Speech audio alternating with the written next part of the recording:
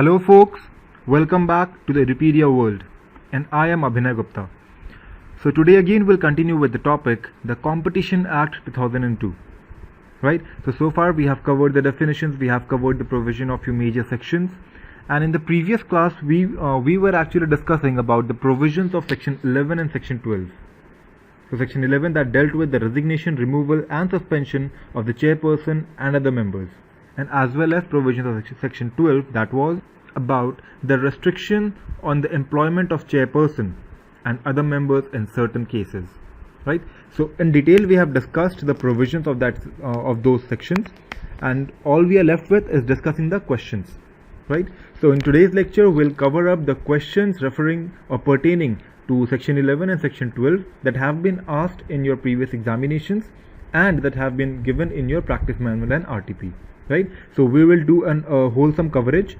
Right? I will not discuss the entire question and entire answer word to word, but yes, what are the types of questions, what are the crux of the questions will be discussed, and also the answer to it. Right? So, and since the provisions have been done in the previous class, we'll do a quick revision of the provisions of both the section and then start and finish with the discussion of the questions in the same lecture itself. Right? So let us start with revising section 11. So section 11 basically dealt with the resignation and removal and suspension of the chairperson and the members. So we'll have to divide the section into two parts. One is the resignation and another is the removal. So you know, as we have already discussed in the very first class of the Competition Act, that the wholesome power over the entire act for everything lies with the central government. Right? So even if they want to give a resignation, then they will have to forward the resignation to the central government. Right? So they will have to provide a resignation in writing to the central government. Right? But when will they resign? When will they actually vacate the office? That is a question. Right? So over here, as per the provisions of section 11, it is said that they would vacate the office earliest of the four conditions. Right? So whichever of the four conditions is satisfied the earliest, with the satisfaction of that condition, that particular member or chairman is allowed to vacate the office. Right? So the minimum time period or the maximum time period, or actually the time period given, the allotted time period, is 3 months. Right? So if nothing goes forward, if no other step, no other action is taken, then after the resignation they would vacate the office 3 months hence. Right? But within that period of 3 months, if they receive an approval from the central government that okay, you are allowed to vacate the office, we have found your replacement, or we have found somebody to take care of your work, right, or your work has been completed with, we don't have any other assignment, or whatever be the case, the central government may give him the permission to vacate the office. Otherwise, if there is no specific permission received, but the successor has arrived in the office, right, he has already come to the office to continue in his position, to take over his duty, to take over his charges. So he could hand over everything to the successor and vacate the office. Otherwise, if within that period, if he has given a resignation and he has to serve, you can consider it to be a notice period of 3 months. Right? So even in your articleship, if you go, then in your office you can see that the people who are employed with your employer, with your principal, then they will have to serve a notice period before they vacate the office. They give a resignation and then they have a notice period. Like in Big Four, we have a notice period of 2 months basically for the lower level staff, and above the senior manager we have the notice period for 3 months. So over here also they will have a notice period of 3 months. Before that, if they get the CG approval, that means in our firm also, if we get a partner approval, right, and he has the power to waive off the remaining notice period. If we get that approval, we can vacate the office, right? But we don't have an option of any successor coming in or the expiry of our term. In case of our internship, yes, you have the expiry of your term also. So if their term expires within that period of 3 months, they are allowed to vacate the office. Right? So that was all about section 11, about the resignation part. Now we move on to the next part, that is removal. Resignation is voluntary, removal is forceful. So basically in the last class we have already seen that there are 6 grounds of removal, which could also be considered as 6 grounds of disqualification, due to which they would have to vacate the office. So the central government may, by order, remove the chairperson or any member. So one thing you must have noticed that there is no separate provision for the chairperson or the member, right? So whatever provision has been given in the section for the Competition Act, it is applicable on both the chairperson as well as the member equally. Most of the sections are active equally on both of them, right? So the central government may, by order, remove the chairperson or any other member from his office if such chairperson or member, first, is adjudicated to be insolvent, second, has engaged in any paid employment, because this is a whole-time employment, so he is not allowed to engage in any other paid employment, right? If he has been convicted of an offence, and according to the law, that offence is considered to be an offence of moral turpitude, then he will have to vacate the office, right? Otherwise, if he acquired any financial or other interest. But what effect are we really talking about? We are talking about those interests that would actually affect prejudicially his function as a member, right? So we are concerned with only those financial interests. Then if he at any point of time abused his position as a member or as a chairman of the commission, right? And then finally, if he has become physically or mentally incapable, right? If he is on the hospital bed, God forbid, then how will he perform his functions? He will not. So that is physical inability. And mental ability is going insane generally, where he is not in his proper frame of mind that he can perform his task, right? So now if you see in the above 6 disqualification, the first, adjudicated as insolvent, is a conclusive portion, right? The other fact that is conclusive is if he has engaged in any other paid employment. The other conclusive evidence is also that if he has been convicted on moral turpitude, right? Because over there lies a conviction that has been given by the court. But point number D and point number F, where he has acquired a financial interest or where he has abused his position, it is not a conclusive evidence. It is not a fact that concludes that yes, he has actually abused his position. Because over here we are not asking about the court's conviction on that, right? So for these two specific provisions where you cannot be 100% sure that yes, he has done it, right? There is always a scope of defense from the member or the chairman point of view. So in these two situations, the CG does not have the wholesome power to remove him. What will the central government do? They would refer the case to the highest level of the court, that is the Supreme Court, right? And then the Supreme Court would hold a genuine inquiry on that, right? The inquiry that the Supreme Court generally holds in other situations as well. So he would hold an inquiry and then look into the matter as to what is the case, right? And then the Supreme Court may make an order to remove this person, and only then this person will have to leave the office, will have to vacate the office, right? And again, the other part, the becoming of physically or mentally incapable, is again conclusive. So over here, two of the provisions of subsection D and E were actually persuasive, if we can say. If you talk about the audit term, then there are two kinds of evidences over there, conclusive and persuasive. So this falls into the category of persuasive evidence in that case, right? So you cannot conclude, the CG cannot take a decision, right? They'll have to set an inquiry and they will have to get conclusive evidences, facts that yes, this thing has happened. So they pass on the power to the Supreme Court, right? So that was all about section 11. Then we move on to section 12, that talks about the restriction on employment of chairperson and other member in certain cases, right? So this is similar to the restriction that we have in our firm, that generally we have in the company, that if you are a client facing person, if you are dealing with any client, if a company is handling any client, then you cannot join that client or join that particular company after you have vacated the office in this company. So there is, in normal parlance, there is a condition that for the period of next 2 years you will not be allowed to join that office.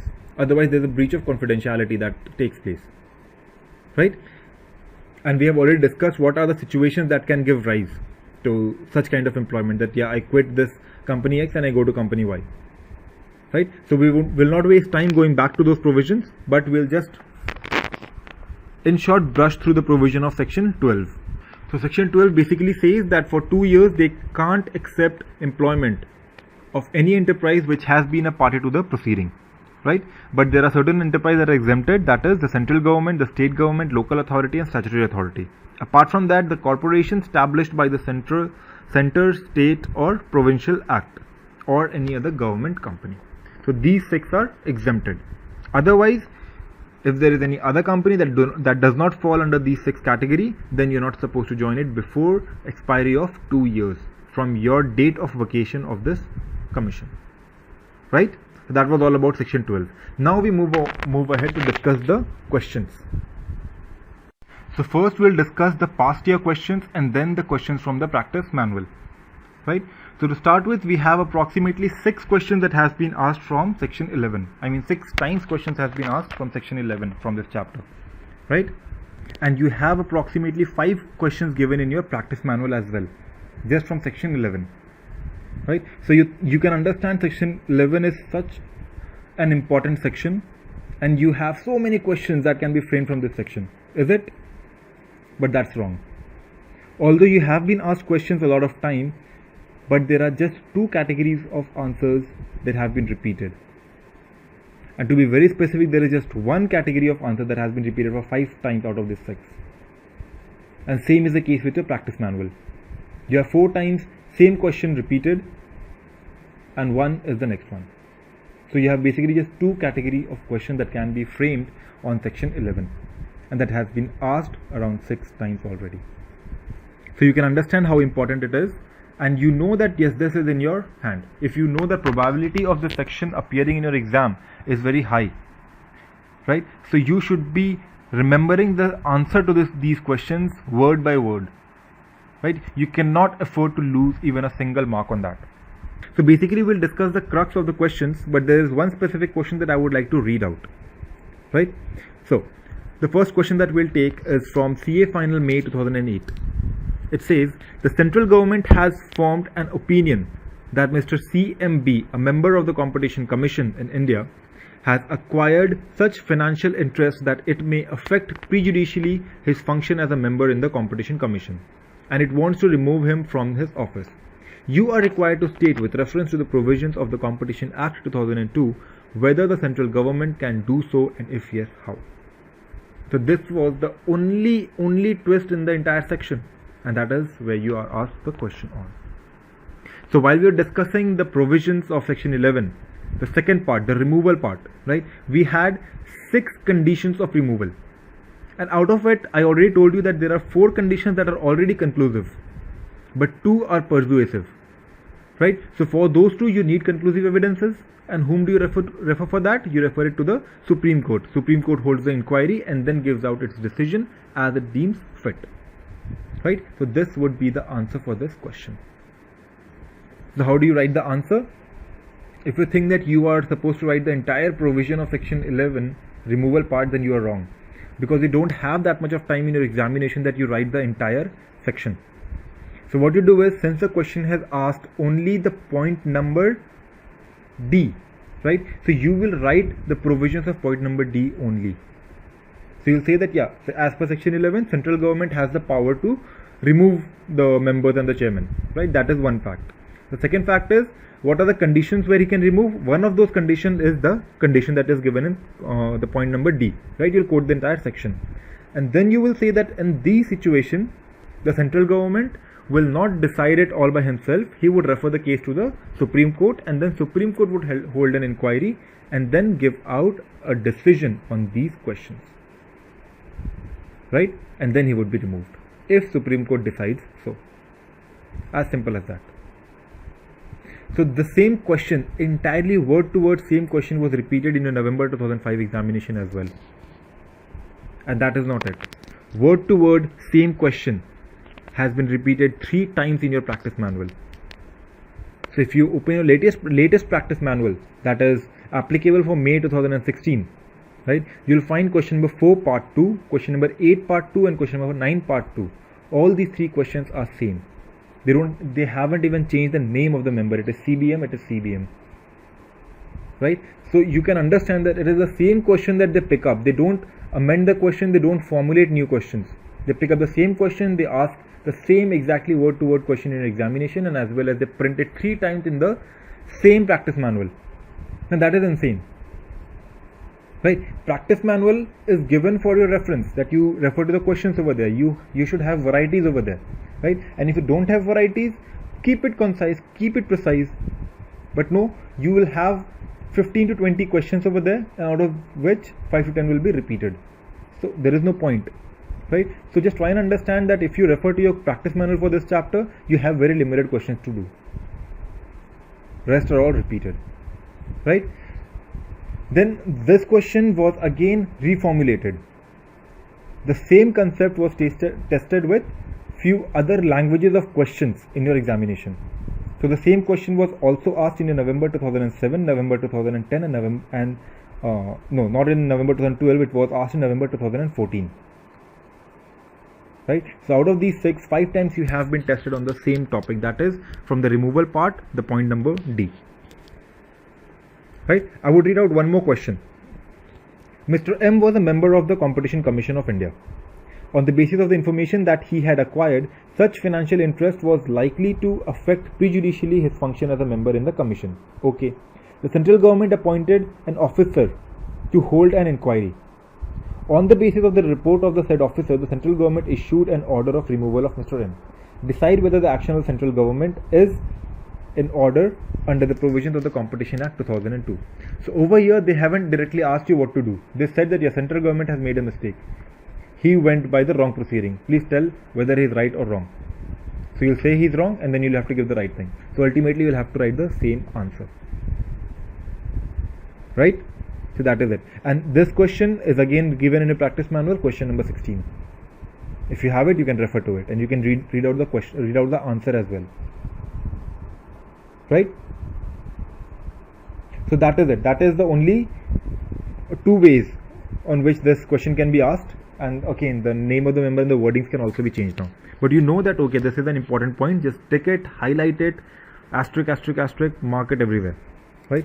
Then you have the next question that was asked in CA Final November 2012. And this was asked from the point number F, where the member becomes physically or mentally incapable. So you know, you haven't been asked question on the resignation part so far. But that is one section where easily you can frame a good question. I mean, the institute could frame a better question than the removal part on the resignation part. They could give you a twist. So you never know, maybe you get it in this exam. So it is a very small section over there as well, right? So go through it. Now we'll discuss the question that has already been appeared in your exam. So since it is one single question, I would read it out. The central government, without referring the matter to the Supreme Court of India for inquiry, removed a member of the Competition Commission of India on the ground that he had become physically and mentally incapable of acting as a member. Decide under the provision of the Competition Act 2002 whether removal of the member by the central government is lawful.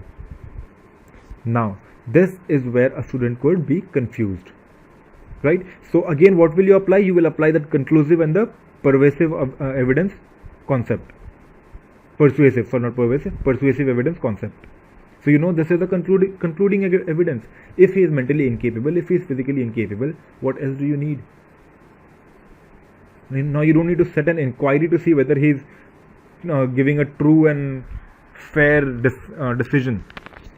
No, if you know he is mentally incapable, then how will he give a fair decision? He won't. Right? So over here you will not refer the case to the Supreme Court, you will directly remove him. And that is how you would conclude. Right? And the pattern of answering the answer is similar to the previous question. You will again write, yes, section 11 empowers the central government to remove the chairperson or the member, right? And point number F is one such point where he has the power, and in this power he can directly remove the person. He does not need any inquiry or anything. Then again you will write that however in the following 2 cases he would go with the procedure of the Supreme Court, and then you will mark those 2 cases also. Because if you refer to the question, right, the question has tried to confuse you between 2 topics. So you will just not write one topic. You will have to say, okay, you were testing me on the second topic, this is the answer to the second topic. Because the institute will give the second topic answer also in the suggested paper. And the person who is checking it will need that in your answer to give you the marks. So try and understand if there are such questions in your examination where the institute is trying to test you, trying to confuse you between 2 provisions, then please remember, if you have time, write down both the provisions.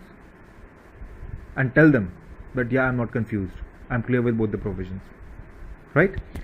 Now we move on to section 12. So in section 12, you basically have 3 questions that have been asked in CA final May 2005, May 2007 and November 2009. Right?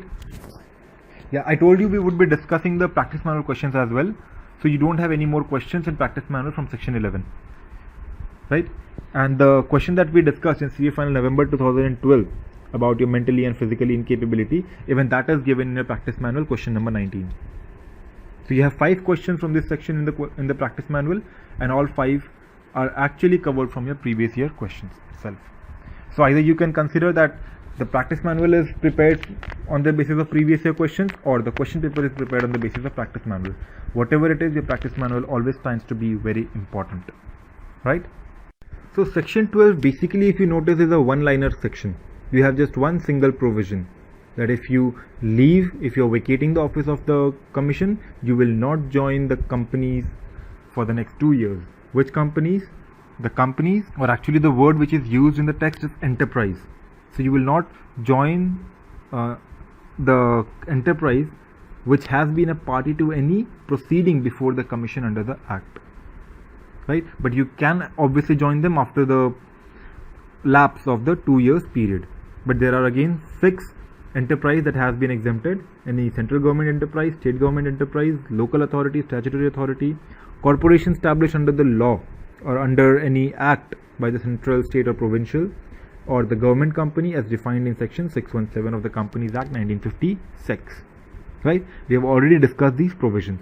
Now, if you refer to the question, right, you should already be getting an insight by now, because we have already discussed a lot of questions in the previous chapters, right? So you must have started to get an insight of how the institute prepares the question. So on this section, what is the question that can be prepared? They will give you a situation that yes, this is Mr. X, he has vacated the office of the commission, right? And now he has been offered a job in the following companies. And then you will be given an option: one company that has been a part of the proceeding, and the other company among these 6 exempted companies. So you will have to recognize them, right, and then write your answer accordingly. So if you refer to the question that has been asked in CA final May 2007 and May 2005, again in both these attempts you had word to word the same question, right? So if you understand, then the question that was given in CA final May 2005 was repeated in May 2007, and the question given in November 2005 was repeated in again May 2008. So institute basically repeats questions also. So you will have to cover the past year questions, all of them as well. The best part is go and get a scanner from the market, a 10-year scanner, right? If you cover a 10-year scanner in a practice manual completely, then you are at least secured. You get at least 60 to 70% questions from that portion, and then again 30-35% will be a new question that will be framed by the institute, right? But generally 60-65% questions will be covered from your practice manual and the previous year's questions. So even if you do that, you are sure of getting or knowing 65% of the paper sure shot, right? Then what was the question asked over there in both the things? You were said that yes, there was Mr. X, right? He was a member of the commission. He ceased to be a member on a specific date. A date would be mentioned, right? That okay, it was 31st March 2005 as per the question, right? And thereafter he was offered a post of executive director with appropriate remuneration and perquisite in the following organization to join his duty from 1st July 2005. That means March, April, May, June, July. So it's just after the period of 3 months, 31st March to 1st July, right? So is he allowed to join in the next 3 months? No, he will be allowed to join only those companies which are exempted. So the first option that is given to you is HLL Limited, a private sector public limited company. This is something I don't know what it is. Whose case was disposed of by the Competition Commission under the provision of the Competition Act 2002 in the month of February 2005. So will this affect anywhere? Is it relevant the date on which the company was a part of the proceeding? No.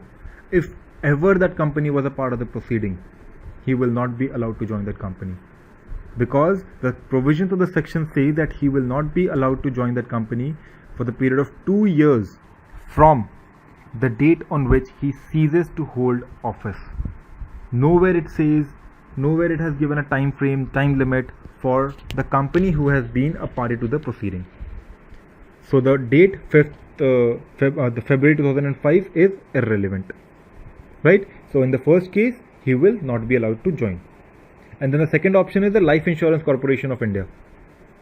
Okay, it's a life insurance corporation. It falls in the exempted category, and hence he will be allowed to join that corporation. Right? That is it. And then the last question of the day from the second part, right? CA final November 2009. So I would read out the question. Mr. Raj Bihari retired as a member of the Competition Commission of India, CII, on 31st October 2008. Please pay attention to the date. Right? He was offered the post of Chief Executive in MS LSD Limited, which was earlier a party to the proceeding. Game over. Right? Can he join the company with effect to the 1st November 2009? 31st October 2008 to 1st October 2009. It's a period of 1 year. So he will not be allowed. Right? What will be the position of Mr. Raj Bihari if Mr. Raj Bihari joins Oil and Natural Gas Commission Limited, a government company with effect from 1st April 2009? ONGC was also earlier a party of the proceeding before the CCI. So you know the answer, that he will not be allowed to join LSD Limited because only 1 year has lapsed. He can join it after 1st November 2010, although you will not mention it in your answer.